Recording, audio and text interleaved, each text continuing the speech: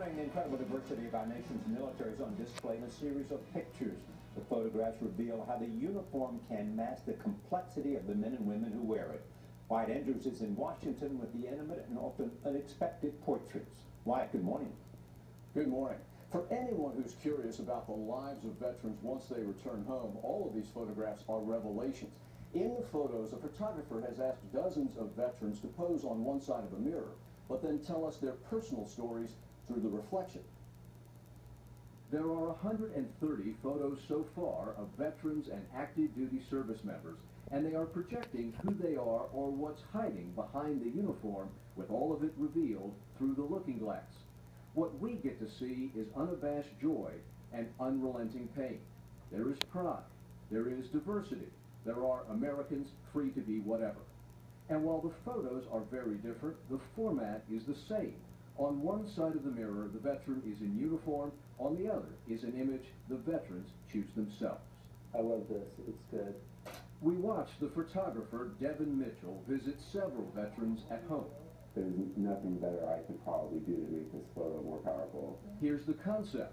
Devin takes the photos and creates the mirror images, but he never suggests what anyone should show or should be. The only way to get the truth from anyone is to allow them to create what their story is. This is their choice, 100%. Your choice of uniform and your choice of who you are in your everyday life. The mirror image of everyday life, the mirror image of your past, the mirror image of who you see yourself in the future. There's so many different dynamics. Each photo has its own dichotomy. The veterans know that these photos will post to Instagram, and so most are not snapshots, they are messages to other veterans and to us. Marine veteran Chris Van Etten lost both legs in Afghanistan, but today he has a modeling career. That stare into the mirror, he told us, is a pep talk and not just to himself. The goal is that someone will look at that picture and be like, okay, I need to keep going. It will get better. This is the Marine you staring the new you down. Basically tell myself not to be a punk. One of the clearest messages is the pain of PTSD. Some have it written on their hands. They want us to see the drugs, the many medications, the pills combined with alcohol they use to fend off depression. Marine veteran Andrew McLaren said that this message, my idea was to write 21 saying that, hey, I'm not going to become a statistic, is his resolve not to be the 22nd veteran today to commit suicide. But just before this photo was taken, he unleashed pure anguish at how hard it is not to become that number. I just want to kill myself every day, and the only reason why I don't do it is because of my kid. Devin, who watched this from behind, tries to comfort McLaren. Hey man, it's going to be all right. It feels like it was hard to be in that room. I felt like he was in a place of need, and I wouldn't want to be anywhere else in the world except for in that exact very spot so that he could have his outlet. You felt like if he needed to let that go, you were happy to be there. I needed to be there. Those are the places where I want to be. I wouldn't change it for anything.